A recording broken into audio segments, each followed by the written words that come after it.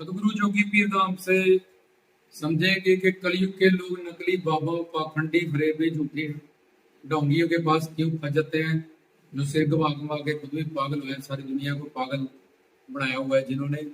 वैसे वो भोले वाले हैं क्योंकि खुद भटक चुके हैं। काल माया बहुत बड़ी एक शक्ति, पावर है, जो बड़े बड़े ऋषियों को अपने रास्ते से डगमगा कर देती है। उनको कर देगी तो कोई बड़ी बात नहीं है। लेकिन कलयुग में इतने लोग पाखंड में फंस जाते हैं, फरेब में फंस जाते हैं, या झूठे बाबू से जुड़ जाते हैं, या सिर्फ वो अपने स्वार्थ सिद्ध करते हैं, या पैसा लेना जानते हैं तुमसे, या तुम्हें और उल्टे ज्यादा चक्करों में फंसा देते हैं। क्योंकि एक ही ऐसा फील्ड है जहाँ पे कोई डिग्री चेक नहीं की जाती। डॉक्टर बनना है, MBBS, MD, सर्जिकल, तुम्हें एक डिग्री लगी होती है पीछे। लॉ में जाओगे वकील के पास, उसने LLB की है, वो लगी होती है, या जज की पढ़ाई की है उसने। अगर टीचर के पास जाओगे, B.Ed है, M.Tech है, B.Tech है, जो भी है, जो भी पढ़ाता है, वट एवर द सब्जेक्ट उसके जो भी है, उसके पास भी एक सर्टिफिकेट होता है। लेकिन धर्म एक ऐसी चीज है, या कोई सर्टिफिकेट चेक नहीं करता किसी का जाके, कोई भी कहीं जाके आस्था के नाम पे, और हर जीव डरता है कि तेरे साथ ऐसा हो जाएगा, वैसा हो जाएगा, तेरे पे 60 सती है, तेरे पे काल सर्प दोष है, तेरे पे मंगल दोष है, तू मांगलिक है, तो ये है वो है। और हर बंदा सुख चाहता है और दुख नहीं चाहता, इसलिए कोई ना कोई किसी चीज से परेशान है। उन परेशानियों का हल ढूंढने के लिए वो गुरुओं के पास जाता है, जहाँ मंदिरों में जाता है, जहाँ दरगाहों पे जाता है, कि वहाँ एक खास उम्मीद फरियाद लेके जाता है उनके पास। अब उसको कोई डिग्री तो है नहीं, या जा जा जाके वो चेक करेगा कि ये भाई ये बाबा है भी है कि नहीं, और ये जो सब कर रहे हैं ये सब सही भी है, वेद शास्त्रों से ये प्रमाणित भी है। क्या देवी ने ऐसा कभी किया था? देवी के 51 पीठ है, नैना देवी, चिंतपूर्णी, चामुंडा, कामाख्या, कत्यानी, बंगलामुखी, वै, पर किसी देवी पे ऐसा नहीं, किसी मंत्र में ऐसा नहीं लिखा। क्या 9 नाथ 84 सिद्धों में किसी ने सिर घुमाया होगा? जब बाबा बालनाथ की परंपरा में, जब पीरों फकीरों की परंपरा में ऐसा कुछ होता है, जब कभी किसी पीर ने ऐसा किया?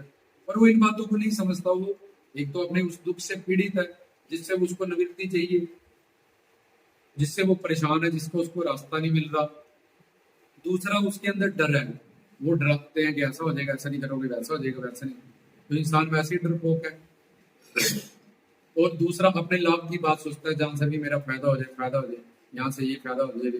तो ये तीनों चीजें उसके अंदर होती हैं, तो इसलिए वो धर्म की दुनिया में जाता है किसी न किसी दुख से पीड़ित होकर। तो वहां कोई सर्टिफिकेटेड कोई चीज तो है नहीं जिससे वो जज करे। अब वो जब तक नहीं जुड़ा था, जब वहां नहीं किया था, तो वो शिव की पूजा करता था, जब माँ की पूजा करता था, जब विष्णु जी की पूजा करता, जब कृष्ण जी की, जब बाबा बालकृष्ण जी की भी पूजा वो करता था, तो वो कर्म कांडी था, मतलब कर्म धर्म मार्ग में था। तो उसमें 5 ऋण होते हैं कि पितरी ऋण, शादी करो और अपना परिवार आगे बढ़ाओ, जब तक तुमने नामदान नहीं लिया, गुरु नहीं बनाया। दूसरा पूत ऋण, कि ये पशु पक्षियों की ये पीछे है, बेजुबान है, तुम ये तुम्हारे भाई बहन है, इनके लिए फीड करो, गाय को पेड़ा दो, वानरों को कुछ दो, सतनाजा दो पक्षियों को, ये तुम्हारे पिछड़े भाई बहन है, उनमें भी वही जीव है, तुम्हारी आत्मा, तुम भी उन जोनियों से आए हो, बेजुबान है, बोल नहीं सकते, उनकी हेल्प करो, रोटी खाना दो या पानी दो। तो निरी ऋण, कोई तुम्हारे घर में मेहमान है, उसको भगवान की तरह वो जो, चाहे वो तुम पे जादू टोना ही करने आया, तुम्हारा दुश्मन वैरी तुमसे जेलसी करता हो। फिर पितर ऋण, के साथ शादी करो, और जब तक पुत्र नहीं होता तब तक संतान पैदा करते रहो, ताकि तुम्हारा मन छाके चले।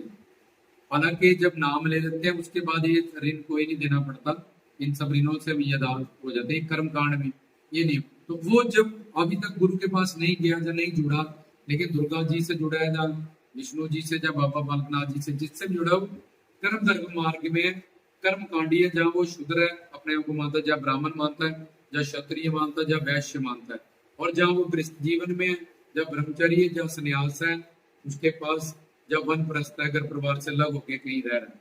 तो ये 8 जगहों पे उसका सारा हिसाब किताब है, जितना भी है। तो इसमें 5 ऋण होते हैं। देव ऋण, कि अपने आराध्य इष्ट, जैसे विष्णु जी, कृष्ण जी, रामचंद्र जी, माता रानी, इसके लिए हवन करें। उसमें 6 नियम होते हैं।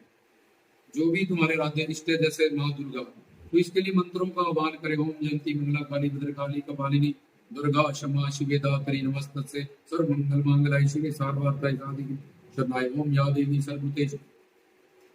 मतलब ये एक एग्जांपल से हम समझा रहे हैं। अगर शिव तुम्हारे वो है, ओम त्र्यंबकम यजामहे सुगंधिं पुष्टिवर्धनम महामृत्युंजय मंत्र करे, और बहुत सारे मंत्र शिव के हैं वो पढ़े।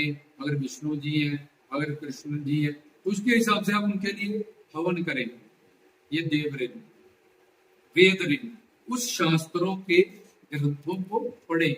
अगर तुम हिंदू हो तो रामायण पढ़ो तुम प्रभु राम के बारे में, और रामायण से जानो कि रामायण पढ़ने के लिए रूल है कि पहले पूर्ण गुरु बनाओ और प्रभु राम प्रीतम लगे, अपने कल्याण की भूख हो, तब जब रामायण पढ़ोगे अपने वेद शास्त्र अपने धर्म ग्रंथ से जिसपे जुड़े जहां भी तुम्हारा जन्म हुआ, तो तुम अपने आराध्य इष्ट को ये फरियाद करो कि हे भोलेनाथ, हे कृष्ण भगवान, हे माता रानी, मुझे गुरु सच्चे गुरु से मिला।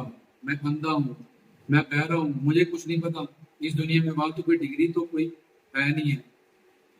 अब जब तक गुरु नहीं बनाया, नामदान नहीं लिया, और हम कहीं ना कहीं जुड़े हैं हमारी आस्था पिछले जन्मों के संस्कारों से, जब भक्ति से वहां के रूल थे कि हमें पितरी ऋण देना था, क्योंकि अभी हम गुरु नहीं बनाए, हमने नाम नहीं लिया, जब कहीं भी हमारी आस्था सही जब अखंड झूठ में नहीं पड़ी, तो हमने वो उन चीजों को नहीं समझा, हमारे पूर्वजों को नहीं समझती, हमारे पितरों को नहीं समझती, वो भी इन सब ऋणों को नहीं चुका पाया कि गुरु नहीं मिला ना, इसलिए वो पितर बने। हम उनके श्राद्ध कर रहे हैं क्योंकि उनको रास्ता नहीं मिला, वो भटक रहे हैं।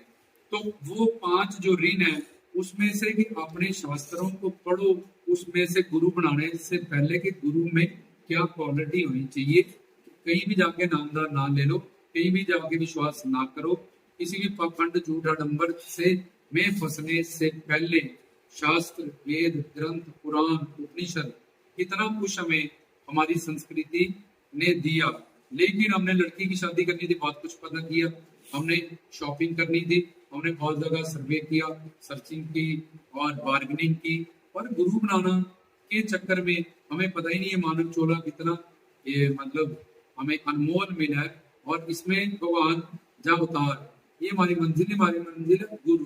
अगर गुरु सही नहीं मिला, पानी पीजियो छान के, गुरु पीजियो जान के, जब कामिले मुर्शद पीर फकीर कहते हैं, सब अवतारों ने जितने भी तरह लोग उनके पास गुरु पूर्ण थे, अगर नहीं मिले वहां से कट के एक पूर्ण की स्वरूप गुरु की शरण में चले गए, फटाफट से वहां अच्छा बुरा ना कहते हुए उनके शरण शरणागत हो गए, और उनका जीवन के जितना भी टाइम पीछे वेस्ट हुआ, लेकिन आगे उनको सही ड्राइव।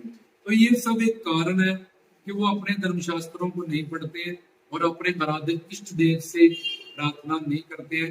गुरु बनाने से पहले श्री गुरु चरण सरोज रज, हनुमान जी कहते हैं कि तू मेरा हनुमान चालीसा पढ़, कृपा करो गुरुदेव के, मैं तुझे गुरु से मिलाऊंगा।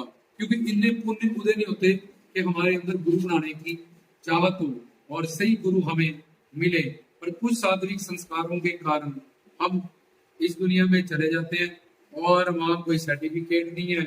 और वेद शास्त्र ग्रंथों पंथों में जितने भी श्लोक लिखे हैं, गुरु ब्रह्मा गुरु विष्णु गुरुदेव ओम परम तत्वाय नारायणाय गुरुभ्यो नमः, ध्यान मूलम गुरु मूर्ति पूजा मूलम गुरु पद मंत्र मूलम, ये सब पूर्ण गुरु के लिए लिखी है। उसके पूर्ण गुरु क्या होते हैं हमने पीछे बहुत सारे प्रवचनों में बताया।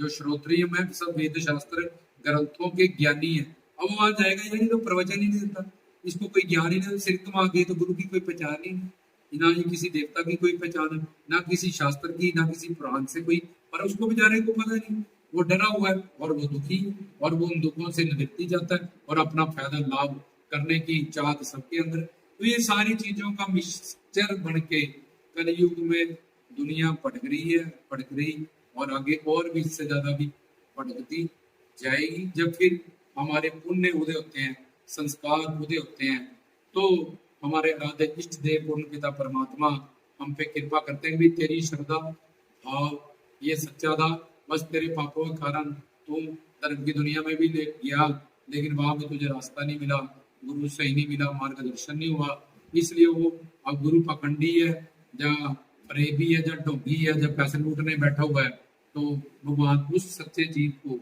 वहां से किसी ना किसी तरह से निकाल के एक पूर्ण सदगुरु के पास भेज देता है। फिर उसको वहां जाके पता चल जाता है कि मैंने कैसे मैं गुरु की दुनिया में भटका, पाखंड अडंबर होगी, इसमें मेरे ही पापों का या मेरी प्रारब्ध पुण्य इतने उदय नहीं हुए थे कि मैं एक सही संत सही गुरु के पास जाऊं। रामचंद्र कह गए सिया से, ऐसा कलयुग आएगा, हंस झुकेगा दाना तो वह मोती खाएगा। हंस मतलब परमहंस पूर्ण गुरु, उसकी प्राप्ति किसी किसी को भी।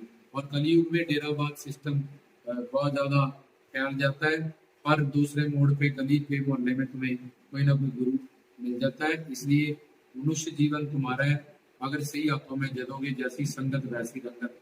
जैसा गुरु होगा प्रवचन सुनोगे, जैसा जुड़ोगे, जैसा धर्म को सीखोगे, वैसे ही तुम्हारे लिए धर्म हो जाएगा। इसलिए अगर गुरु भी अंधा तुम भी अंधे, आगे जाके दोनों भाई में गिरो। तो ये बहुत सारे संक्षेप में कारण बताए दुनिया क्यों भटक रही है।